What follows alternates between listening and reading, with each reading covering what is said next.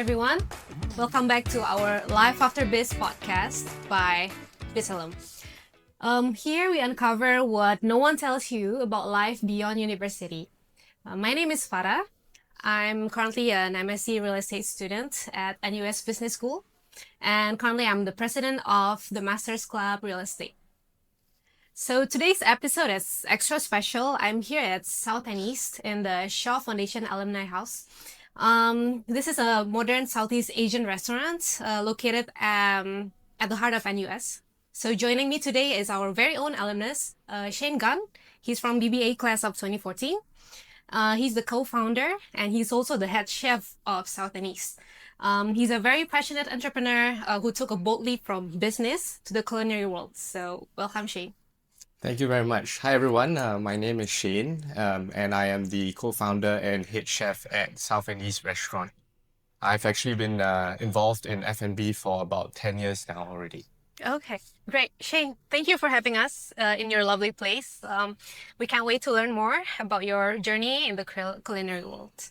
It's really, really interesting to have this session with you because being an alumni, going back to school and build a restaurant and operating it, something very special. So just tell us more about South&East, the story behind the name, the concept. I would think that South&East actually came about through chance. I think back in 2019 or 2018, I was between jobs. I was actually waiting for another job to start, but that was when COVID hit. And I think because I was out of a job, I had to find a way to make extra pocket money during that period. So I just started a home-based business, selling takeaway food with my wife. And I think it sort of initially just started off as a very casual sort of idea, where we would be cooking for friends and family.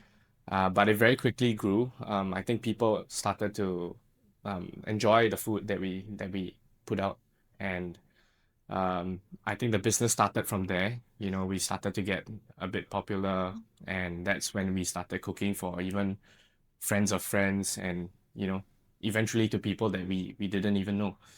So I think that was the lucky stroke for us when we started to serve people that we didn't know. And eventually, we thought, hey, why not we try to make a business out of this? And that was when we started doing weekly cookouts and selling our takeaway food for many people. Yeah. Really nice story, though.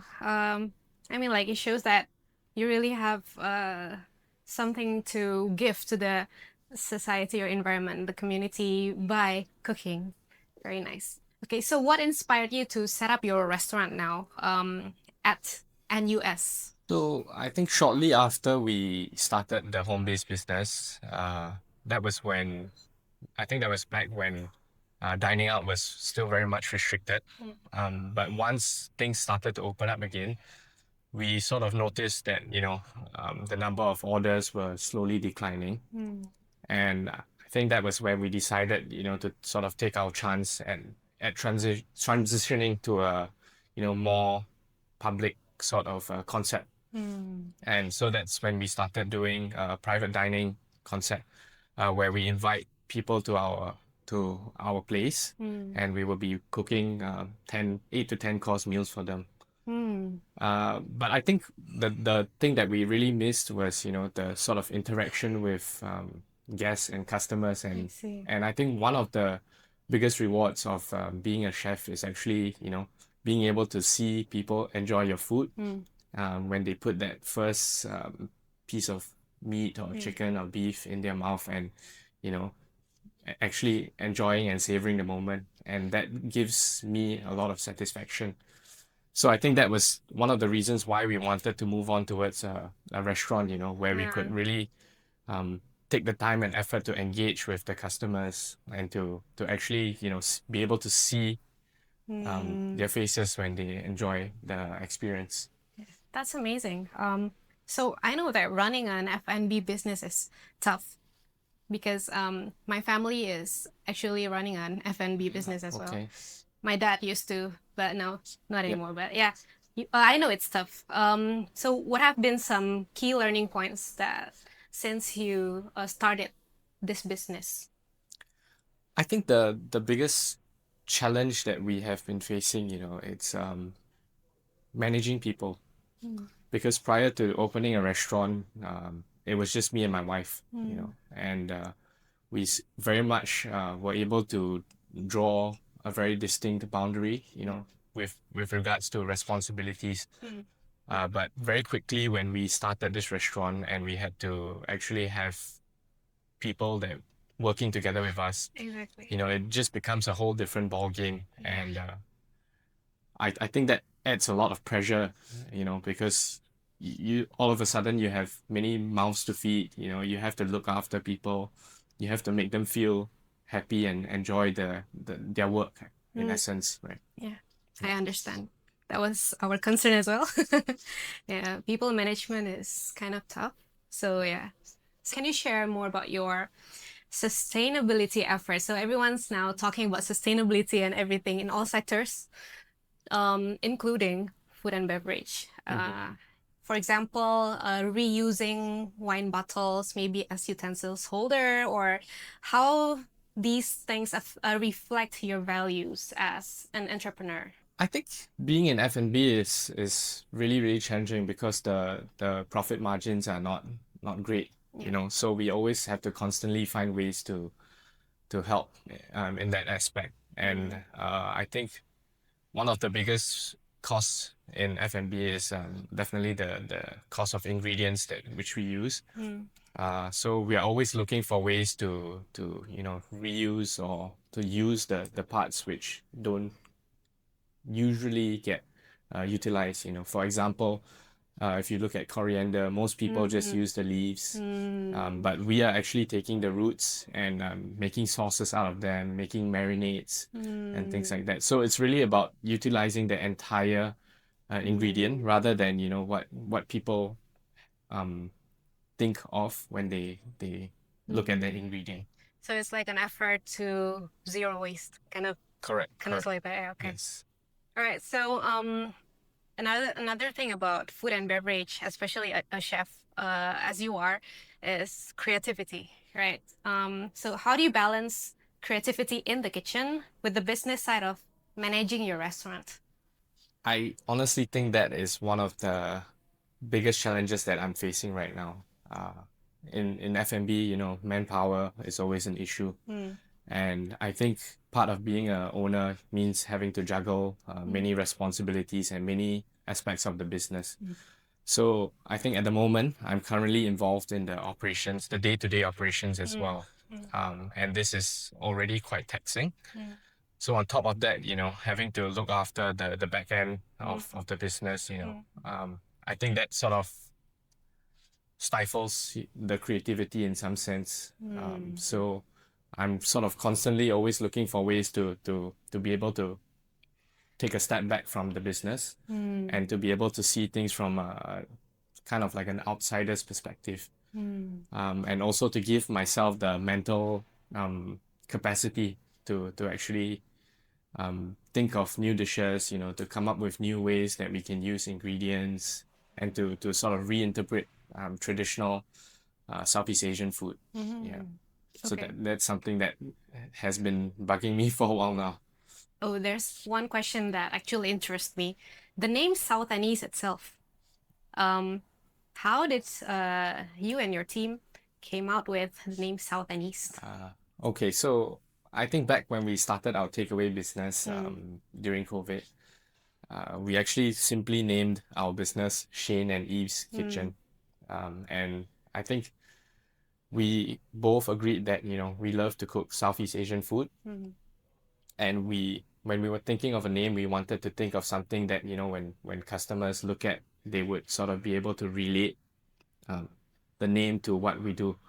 So that was one of the stories of how South and East came about. When people see South and East, it's Southeast Asian food. Yeah. But the other interesting thing is that, we've sort of always wanted to have a name that kind of reflects our names as well, you know. So Shane and Eve, Yeah, yeah, and it's yeah. also South and East. Yeah, Yeah, so exactly. that has a sort of a personal meaning for us. Yeah, yeah, that's great. And looking at your menu is also a mixture of South, East Asian fusion.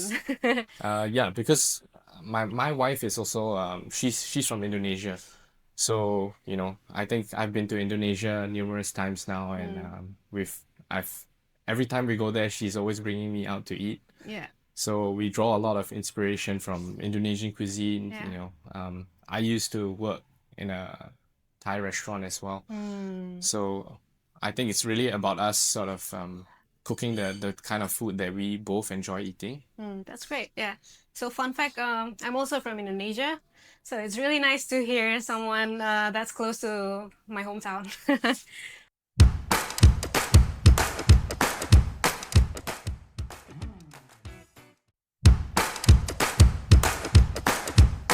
I know that you guys are really curious about the transition from Bachelor of Business Administration to culinary, like Shane is doing. So I know that previously you had done internships during your university life. It was in the corporate sector, if we recall. And instead of continuing down the path of corporate life, you decided to enroll in culinary school in the next year. What motivated you with that decision? I think food has always been a big part of my life, you know. My mom used to cook a lot for us at home, you know, and we would all me and my family we would always be having good times over the dinner table, enjoying whatever she thought of cooking. And I would sometimes also sort of help her out in the kitchen. So I think it was from a very young age that I had an interest in food, you know. Mm. And I think it was just before junior college where I did mention this to my parents, you know, that I had a strong interest in F&B, and I think at that point in time, you know, it was a big worry Mm. because this would actually mean stepping away from a traditional path, you know, of completing your junior college, of high school, of going to Mm. university. And I think back at that point in time, I also did not have the courage Mm. to actually make that decision and make that call to say that, you know, this is something Mm. that I wanted to do. Mm. So I kind of brushed it off. But I think that that feeling came back very strongly again Mm. when I was actually on exchange program. Mm. I was actually in Norway, and I used to have to be the one always cooking all the meals back then. Oh, okay. So I would always be experimenting and trying new things, you know, and actually letting my roommate Mm. try the food. So you were in Norway for an exchange program during your BBA. Yes. I see. So you were the chef there. You could say that. You could say that. I think, yeah, and I think that was the whole fun of it, you know, cooking for your friends Yeah. and everyone sort of coming down together and enjoying that moment, right? Mm. So that really sort of reignited my strong feelings towards F&B. Mm. And I think it was sort of during that period where, you know, I really decided that Mm. this was something that I really wanted to do and could see myself doing for the foreseeable future. You know. That's great. Yeah, yeah. So you've seen different work cultures, right? During your internships and now owning a culinary business. Yeah. So from internships to in the offices to the kitchen and to Michelin-starred restaurant, how would you describe the mindset differences between these environments? How did that shape your work ethic or mindset early in your career? I think the most important aspect of you know, being in F&B is that you need to have discipline. I, very early on, I still remember, you know, where when I was first working in doing my internships in a couple of kitchens, I used to get scolded quite a bit. Mm. But I think it was just down to the fact that, you know, I was new to the whole environment, and that took a lot of getting used to. Mm. I think a lot of people have have the conception that F&B is a very rough and aggressive sort of A work lot of pressure. environment, and it's definitely a lot of pressure. Yeah. I have to attest to that. Um, so yeah, I think having that discipline, to always make sure that everything is in control, Mm, mm, you know, um, coming to work on time, setting aside a certain amount of time for every task. mm, I think that sort of very quickly became a very important aspect of working in the kitchens, mm. and also being neat. I think Yeah, that yeah, that yeah, was something that I very quickly learned yeah. was Okay. important for F&B.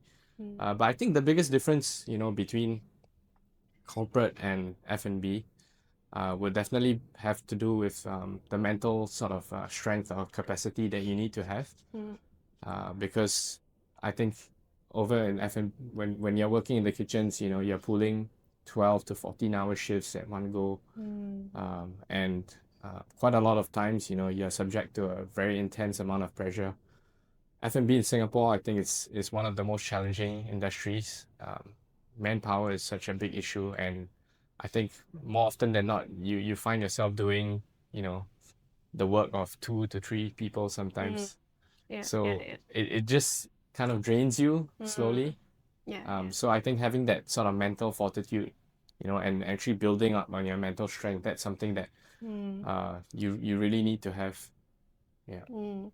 I see. One thing that is interesting for me is culinary business is not possible set in a hybrid work system, just like the corporate office nowadays, Mhm. right?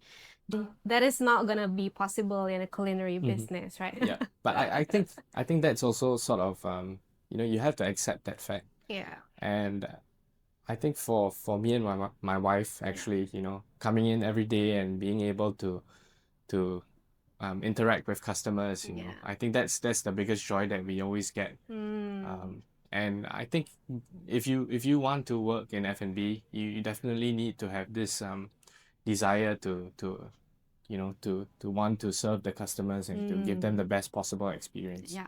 Yeah, Hospitality. for sure. Yeah. For sure. So that's everyday client facing kind of work. All the time. All the time. Yes. Okay, so looking back at your journey, are there any takeaways from your time at NUS BBA that you still apply in your business today? I think what I managed to apply from my time in NUS was that I was sort of able to see a lot of different aspects of running a business. Mm, I think at that point in time, I never imagined running my own business, and even one day coming back to NUS, mm, I mm, think that was something that I never could even dream of. Um, yeah, but you just see a lot of things from the management aspect, and even now for me, I'm slowly trying to learn the marketing and PR mm, side of these things. So I kind of wish that, I could remember a lot more from my past mm, mm. learning and experiences and the classes as well. Yeah. But I think that sort of gave me a very good foundation because when I look back in the things that I've learned, actually there's so many things that you can apply. And I think the good thing about the business degree, Mm, mm, is that it exposes you to a whole array of different aspects of business, right? mm, Of the whole world in general. mhm, mhm. And I think it's really up to you how much you want to pick from everything and how much you want to apply it to different situations in your life, Yeah. which I feel like whatever I've learned at that point in time is coming back to really help me in Mm, terms of running this whole business. mhm. Yeah. Yeah, understand. Do you have a mentor that leads you to from your first days in uni, or just at the beginning of your career in the culinary sector? Yeah, I think over in F&B is slightly different, part of learning or part of the learning process is Mm, moving around, to different restaurants and mm, actually learning and picking up as much as you can from different places, right? mm, So I think mentors sort of come in phases. You know, when you're working in a certain restaurant, you Yep. would be looking up to someone, and then you move on, and then you start to learn from someone else as well. But I think one of the biggest mentors, or the most memorable mentor that I've had, it's the chef at Candle Nut. Candle nut. Yes. Yeah. I think he really opened my eyes to the whole aspect of people management, and I think he has done a tremendous job of retaining staff, of being able to sort of manage a whole wide variety of personalities and characters, right? Which I feel is one of the biggest is a great aspect or important characteristic to have for a leader, right? And I'm still trying to apply whatever I've learned from there, to running my team. We currently have a small team, but I think as the size of the team grows, it becomes a lot more important, in learning how to manage a wide variety of people. Yeah. So many of our listeners here, they are BBA students, and they are also young alumni. They are actually curious about starting their own ventures, Right. anything in F&B or non-F&B. And what advice would you actually give to us before they take that leap? I think, the biggest advice that I would be able to give would be to always believe in yourself. You would always feel that, it's never the right time to start something or to make that bold decision to jump into something. But from what I've learned, there is never a right time.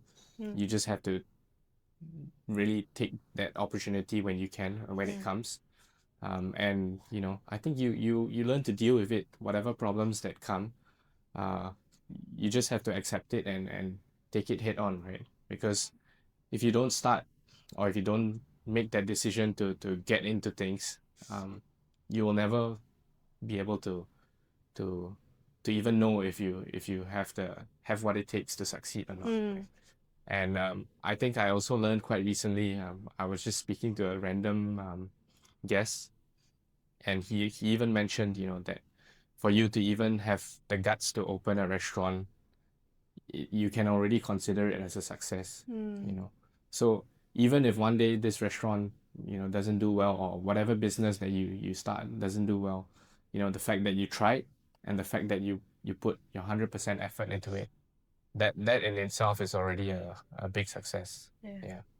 Well, that touched my heart. Okay, so any further advice for young grads starting out and still figuring out what they're doing with their future? I would say, don't be worried, or don't be too concerned if you still don't know what to do. Just go out there and be adventurous, and really just try everything. But the most important thing is to really do what you enjoy, because I think that will drive you in the long term. Lastly, I know that you've been speaking about the definition of success by speaking from a random guest that came to your restaurants. So for yourself, how do you define success for you in your current career right now, and what keeps you inspired?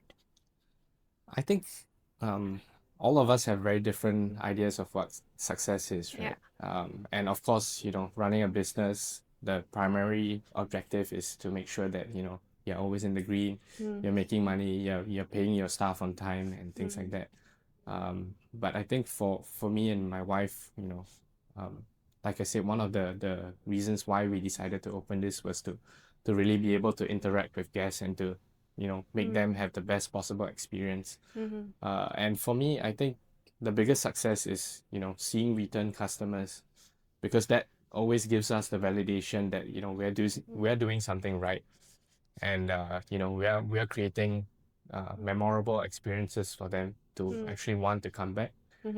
So if I see a return customer, that always really gets to me, and I think that those are the small successes that I really look at. So actually that sums up my questions today.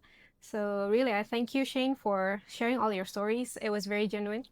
And many of the things actually really inspired myself as a person. It's been amazing to hear how you started from a catering business with your wife, and now you're opening a restaurant. Even in the heart of NUS itself, it's a very a special thing. I mean, like opening it in NUS brings you closer to your alma mater.